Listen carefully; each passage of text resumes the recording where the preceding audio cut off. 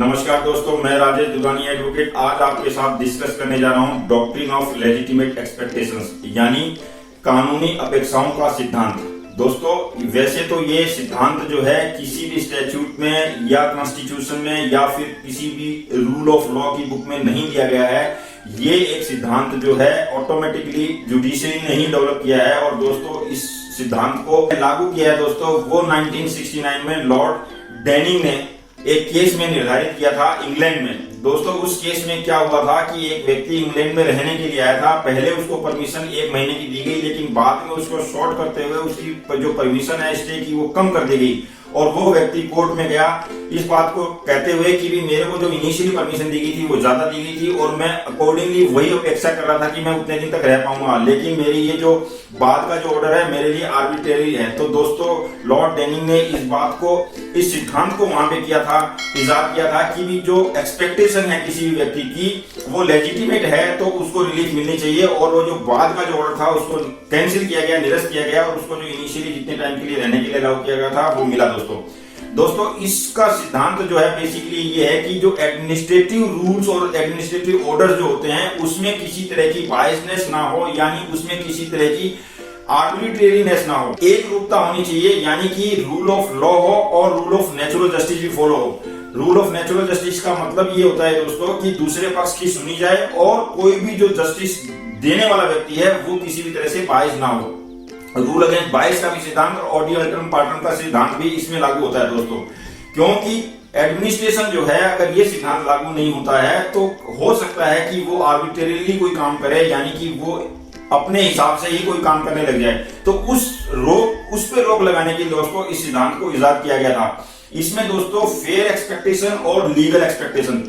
Fair expectation का मतलब ये हो गया कि मान लीजिए कोई प्रशासन कोई भी ऑर्डर जारी करता है और उसको इमीडिएट प्रभाव से जारी कर देता है और किसी भी नागरिक को समय नहीं देता समझने के लिए, तो ये एक फेयर एक्सपेक्टेशन के खिलाफ सिद्धांत हो जाता है, क्योंकि उसको सफिशिएंट समय मिलना चाहिए किसी भी का ऑर्डर को एग्जीक्यूट करने के लिए। उसी तरह से लीगल एक्सपेक्टेशन में भी दोस्तों ये है कि मान लीजिए किसी व्यक्ति की चोरी हो जाती है और चोरी होने के बाद में चोर पकड़ा जाए तो उस व्यक्ति को इस बात की लीगल एक्सपेक्टेशन होती है, लेजिटिमेट एक्सपेक्टेशन होती है कि इसको जो चोरी के तहत आईपीसी में दंड का प्रावधान है उतना तो मिलेगा ही।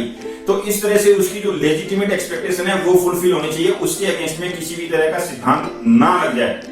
इसी तरह से दोस्तों इस सिद्धांत को इंडिया में जो है सबसे पहले जो लागू किया गया था वो state of Kerala versus KG Madhavan Pillai के केस में लागू किया गया था दोस्तों।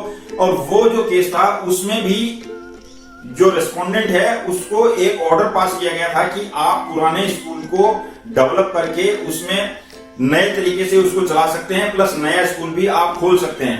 लेकिन दोस्तों 15 दिन बाद में एक ऑर्डर पास कर दिया गया जिसमें ये कहा गया कि पहले वाले ऑर्डर को केप्ट अबेंस रखा गया है। इस तरह से उसने पहले से तैयारियां कर ली थी, उसकी लेजिटिमेट एक्सपेक्टेशन ये थी कि मुझे जो है ऑर्डर मिल गया है, मैं उस हिसाब से अपनी तैयारी कर सकूं।